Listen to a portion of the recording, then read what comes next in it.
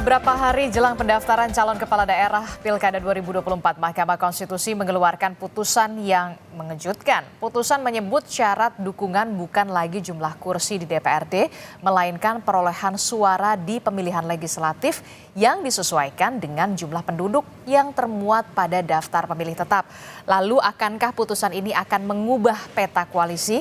Dan jika berkaca pada Pilkada Jakarta, akankah muncul calon alternatif lain? Sudah bersama kita hadir melalui sambungan Zoom sejumlah narasumber. Ada Direktur Eksekutif Lembaga Survei Indonesia, Mas Jayadi Hanan. Selamat pagi, Assalamualaikum Mas Jayadi.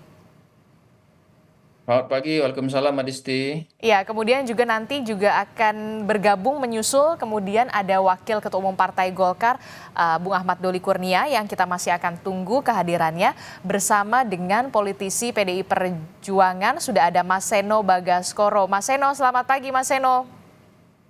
Pagi Mbak Adisti. Oke. Pak Jayadi, selamat pagi. Oke. Mas Seno. Nanti kita juga akan kedatangan ini ya, Wakil Ketua Umum Partai Golkar, Bung Ahmad Doli Kurnia, akan menyusul bergabung nanti kemudian begitu ya Mas Seno dan juga Mas Jayadi ya. Tapi begini, saya ke Mas Seno dulu. Mas Seno, ini kan putusan MK begitu mengejutkan di detik-detik terakhir begitu ya, pendaftaran Pilkada. Tentu menjadi angin segar bagi PDI Perjuangan untuk bisa ikut berkontribusi dan juga memajukan calonnya sebagai calon gubernur Jakarta. Nah, tapi kemudian ada kabar nih, pagi ini jam 10 Badan Legislasi DPR akan rapat untuk membahas putusan MK ini. Saya mau tahu dulu, langkah PDI Perjuangan dengan adanya rapat balik DPR ini nanti jam 10 ini seperti apa? Oke, terima kasih Mbak Adisti. Jadi begini, prinsipnya angin baik yang kami rasakan, yang dirasakan oleh banyak orang sejak kemarin pagi, kemarin siang, ini sebenarnya yang mendapat manfaat bukan kami, tapi sebenarnya seluruh warga Indonesia yang ingin demokrasi kita mendapatkan roh yang lebih substansial di Jakarta, di provinsi-provinsi besar, yang selama ini banyak yang menanti-nanti ada sebuah persaingan yang sehat di dalam pilkada dan opsi yang lebih banyak itu semuanya diuntungkan, termasuk partai-partai non-parlemen atau partai-partai dengan suara yang kemudian tidak banyak signifikansinya di pemilu itu dapat ikut serta memberikan pengaruh kontribusinya di dalam pemilu. Jadi bukan hanya kami, termasuk juga partai-partai politik lain yang punya suara yang cukup besar untuk akhirnya bisa mencalonkan kadernya masing-masing. Setidaknya kalau di Jakarta di atas suara 7,5%, sehingga mereka semua bisa melakukan proses kaderisasi dan regenerasi kader dengan baik. Karena artinya di Jakarta saja setidaknya ada lebih dari 7 paslon yang bisa maju. Kalau masing-masing partai politik itu mengajukan namanya sendiri yang suaranya di atas 7,5%. Jadi ini hal yang baik sebenarnya.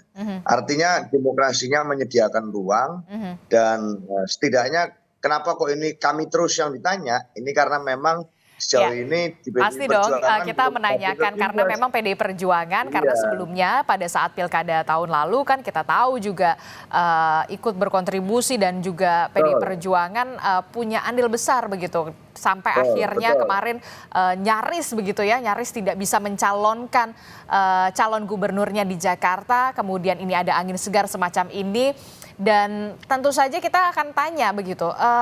Benarkah akhir pekan ini PDI Perjuangan akan mengumumkan siapa yang akan dimajukan di Pilkada Jakarta?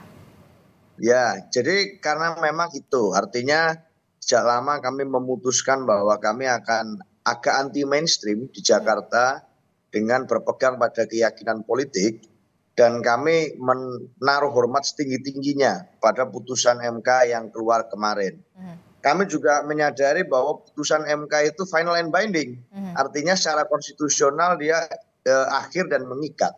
Yang artinya sebenarnya harusnya keputusan tersebut disambung atau diikuti dengan kegercepan yang sama dengan putusan-putusan MK yang sebelumnya. Oke. Termasuk pada waktu sebelum Pilpres MK mengeluarkan keputusan nomor 90 Aha. yang kita tahu itu Yang akhirnya langsung meloloskan disambut dengan Wakil Presiden terpilih Gibran Rakabuming PKPU. Raka. Betul sekali. Aha. Itu contohnya itu, sehingga tentu sama dengan hari ini. Ya, Pada saat Pilpres kita juga ikut melakukan mekanisme judicial review, mengikuti mekanisme penyelesaian persoalan sengketa pemilu di Pilpres, dan kemudian setelah MK mengeluarkan keputusan kita patuh dan tunduk. Sama Oke. juga dengan hari ini. Harusnya tidak ada undang-undang dan peraturan lain yang bisa menimpa keputusan MK. Keputusan PD Perjuangan Anda menilai apa yang dilakukan hari ini, pagi ini jam 10 ini ada upaya untuk melawan dalam tanda kutip begitu?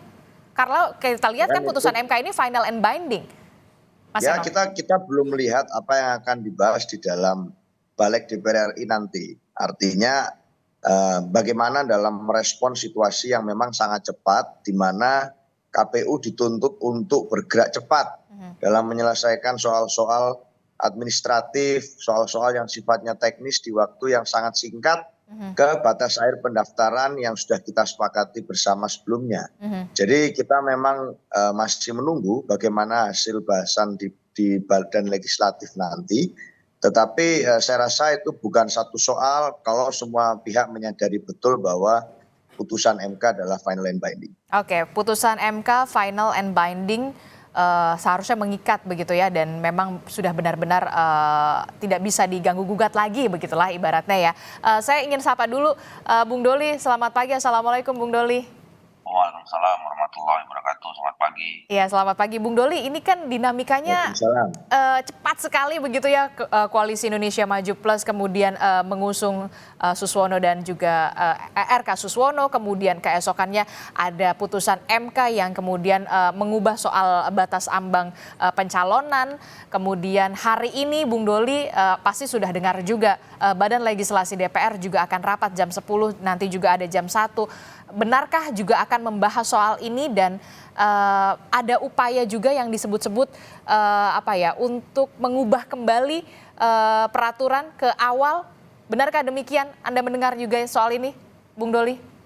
Iya, pertama saya ingin mau menyampaikan ya bahwa ya untuk kesekian kalinya kita mendapatkan ya keputusan dari Mahkamah Konstitusi yang ya dalam tanda petik bahasa sekarang menghebohkan begitu ya, untuk kesekian kalinya. Dan saya sering mengatakan ya ini seakan-akan akan menjadi pembuat undang-undang ketiga gitu ya, selain DPR dan pemerintah gitu.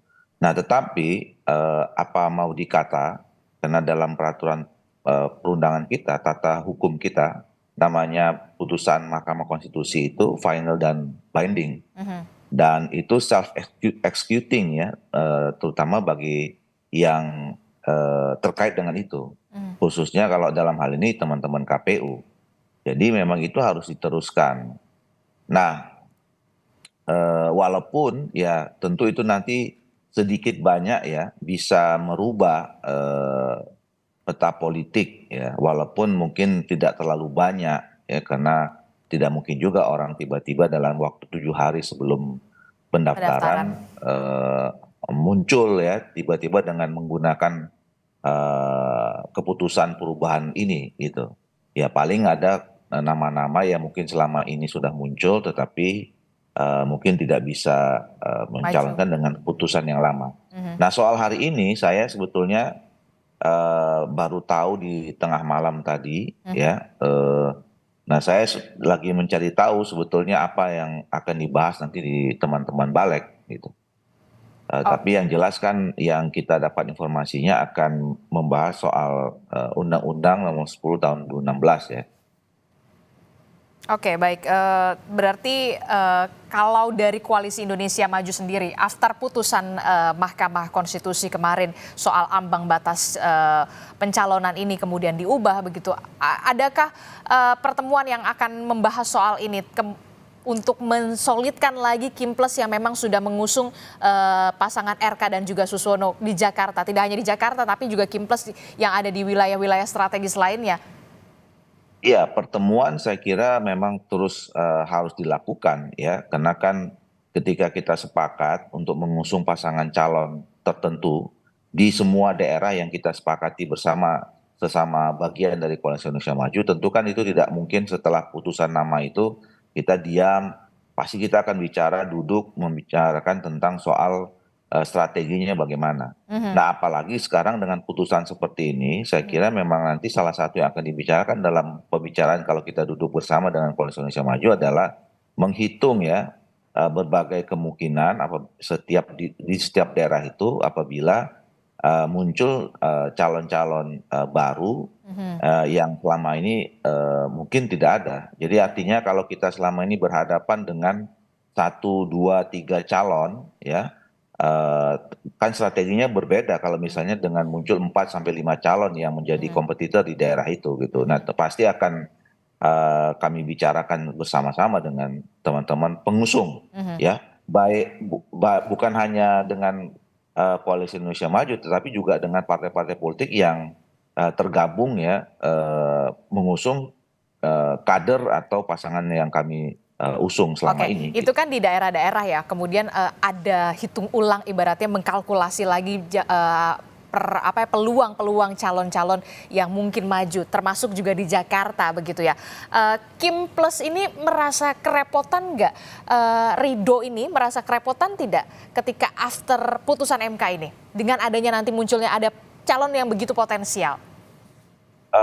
Saya kira tidak terlalu ya, artinya gini, kami kan ketika mengusung nama-nama tertentu, pasangan itu kan sudah berhitung dan kalkulasinya pokoknya kita menghitung bahwa peluang yang kita, pasangan yang kita dorong ini punya potensi untuk menang. Mhm. Siapapun lawannya gitu ya, atau berapapun jumlah kompetitornya gitu. Mhm. Nah, tapi tentu nanti akan ada perubahan strategi seperti yang saya katakan tadi. Kalau berhadapan dengan satu atau dua calon strateginya A, kalau berhadapan dengan tiga empat calon strateginya lain lagi gitu. Mhm. Atau kalau kemudian kita berhadapan dengan calon A dan B, Mhm. itu strateginya seperti ini. Mhm. Kalau berhadapan dengan calon pasangan C dengan D, itu tentu berbeda lagi. Jadi Oke. kita tentu sudah siap Aha. berhadapan atau berkompetisi dengan siapa saja. Nah, Aha. tinggal nanti kita tunggu ya nama-nama atau pasangan mana lain, nama lagi yang muncul di setiap daerah Aha, untuk after menjadi putusan MK ini. kompetitor kita setelah putusan MK ini. Oke, saya tanya ke Mas Seno. Mas Seno, jadi sebenarnya PDI Perjuangan akan memajukan khusus Jakarta ya. Saya berbicara soal Jakarta ini dulu. Memajukan murni dari kader partai PDI Perjuangan atau kemungkinan bisa di luar dari partai juga akan dimajukan. Infonya Ya, akhir pekan ini. di berbagai daerah memang kan kita melakukan mix itu, Mbak. Artinya sebagai partai kader betul bahwa kita memberikan ruang prioritas bagi kader untuk bisa berkontestasi di pemilu pilkada. Mhm. Tetapi tidak jarang juga kita merekrut tokoh-tokoh eksternal yang diinginkan oleh masyarakat di daerah tersebut Khusus untuk di bisa Jakarta, Mas maju Seno? bersama dengan kader. Artinya ini biasa saja, tetapi secara prinsip pasti ada kader kami. Entah itu di calon gubernur atau di calon wakil gubernur. Itu dulu yang bisa saya jawab sekarang. Oke, jadi yang bisa Anda jawab setidaknya berarti untuk di Jakarta, kalau nggak cagupnya, cawagupnya minimal harus ada dari PDI Perjuangan ya? Ya, itu bisa kami pastikan. Oke, per itu hari artinya ini. tidak menutup kemungkinan di luar dari kader PDI Perjuangan bisa menjadi cagup ataupun cawagup.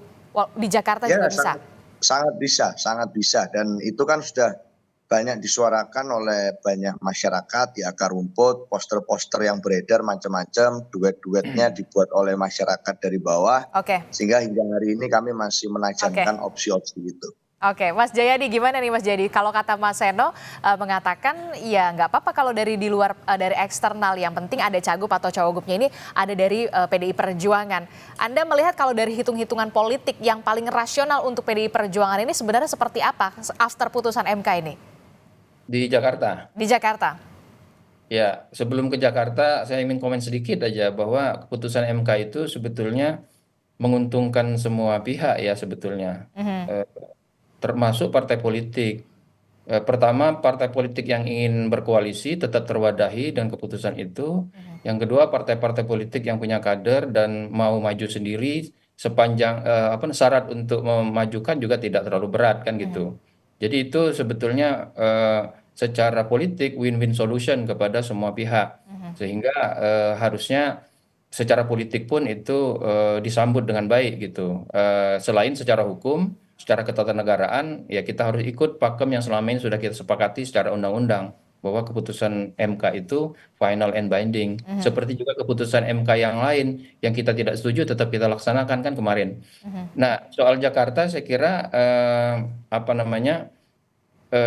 yang pasti kalau berdasarkan hasil-hasil jajak pendapat atau survei, PDI Perjuangan bisa memajukan kalau dari kadernya sendiri untuk gubernur ada nama Ahok ya. Tapi kalau PDI Perjuangan hanya mengajukan dari kadernya sendiri sebagai cagup, itu berarti PDIP hanya akan mengutamakan kekuatan partainya sendiri dan kader-kadernya sendiri. Kalau kita hitung dari sisi itu berarti kemungkinan PDIP untuk menang itu menjadi menurut saya lebih kecil. Kalau Ahok. Kalau mengajukan seperti itu. Ya, kenapa? Karena kalau Ahok kan berarti hanya mengandalkan kekuatan Ahok dan kekuatan kader PDI. Oke. Nah, untuk berhadapan dengan Ridwan Kamil yang didukung oleh 12 partai dengan termasuk PKS, maka diperlukan gabungan kekuatan baik tokoh maupun antar partai. Nah, yang Oke. tersisa sekarang adalah ada tokoh Anies yang punya basis kuat di Jakarta, meskipun mungkin nanti agak tergerus suaranya karena PKS pindah ke ke Kim Kim. Plus. Ya, tetapi kalau misalnya PDIP mengajukan Anies, maka basis-basis Anies yang selama ini masih ada bisa tetap diharapkan bergabung, sekaligus kekuatan PDIP sebagai partai itu bisa digabungkan. Jadi dengan begitu, di atas kertas yang lebih mungkin membuat kompetisi berhadapan dengan Ridwan Kamil kompetitif, yaitu adalah kalau PDI Perjuangan mengajukan Anies ditambah dengan cawagupnya dari kadernya sendiri yang sering kita dengar kan nama Mas Hendi gitu. Oke, jadi kalau di atas kertas hitung-hitungannya begitu ya cukup berpeluang menjadi lawan yang sepadan dari Ridwan Kamil adalah bukan nama Ahok tapi kemudian nama Anies Baswedan baru cawagupnya PDI Perjuangan. Nah, bagaimana soal hitung-hitungan ini Mas Seno? Jangan dijawab dulu, tetaplah bersama kami di Sapa Indonesia Pagi. Usai jeda kita kembali.